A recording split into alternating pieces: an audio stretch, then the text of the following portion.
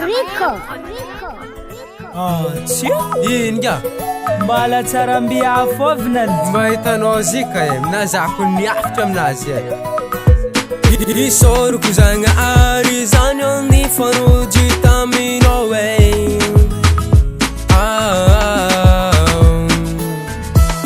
Zaho kikoragna resaka sérieux fô tsy raha atao hoe monty tegna ke Anao re tsara, anao re magneva zaho, anao ro tiako Anao re tsara, anao re magneva zaho, anao ro tiako Adiady zegny tsy ataoko anao, adalagna rô tsy hoisako Anao mahazo matoky rô Adiady zegny tsy ataoko anao, adalagna tsy hoisako Anao mahazo matoky Satsangalata karakoragniny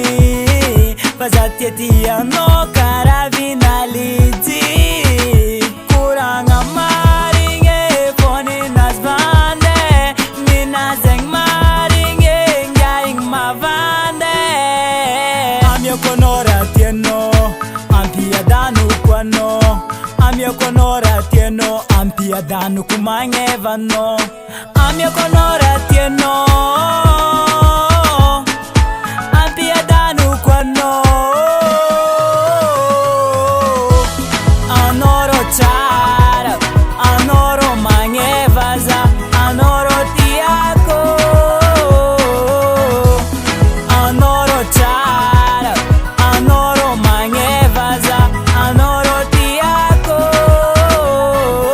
Adiady zegny tsy ataoko anao, adalagna zegny tsy hoisako Anao mahazo matoky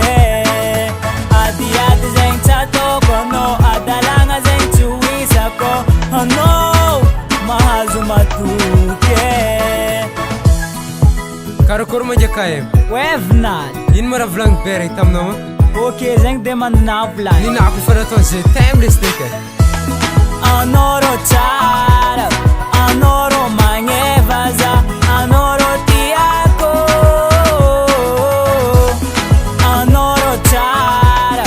anao ro magneva za, anao ro tiako Adiady zegny tsy ataoko anao, adalagna rô tsy hoisako Anao mahazo matoky rô Adiady zegny tsy ataoko anao, adalagna tsy hoisako Anao mahazo matoky KM Rico.